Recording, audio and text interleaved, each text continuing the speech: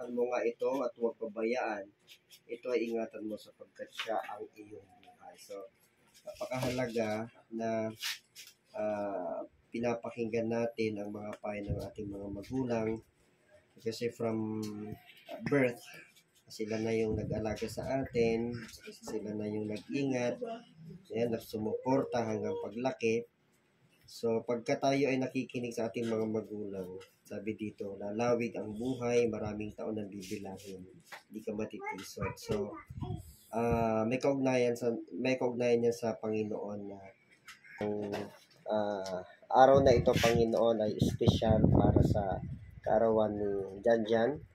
At hiling po namin na ang kasiyahan na ito, Panginoon, ay patuloy o Diyos na mag-umapaw. Ganon din sa amin na nandito na nakikigalak, nakikisaya, mamalasakit sa kanyang Panginoon. Patuloy mo pong ibuhos ang pagpapala sa kanya, sa kanyang pamilya, sa kanyang mga magulang at sa tahanan ito, Panginoon. Patuloy mo po silang i-bless.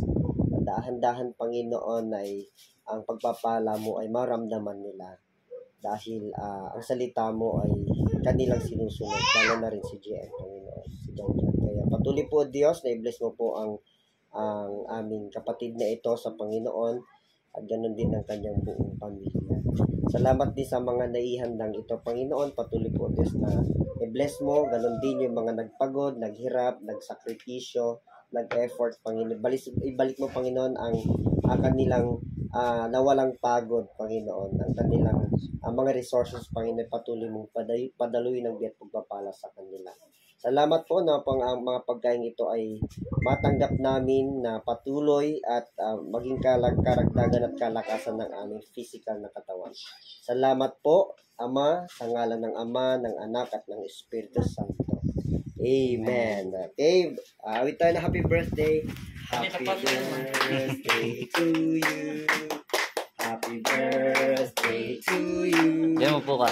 Happy birthday. Go po. Happy birthday. Happy birthday to you. Ilang taon ka? 20. Bata pa. Wala, hindi pa lumagpas sa kalendaryo. Wala pa.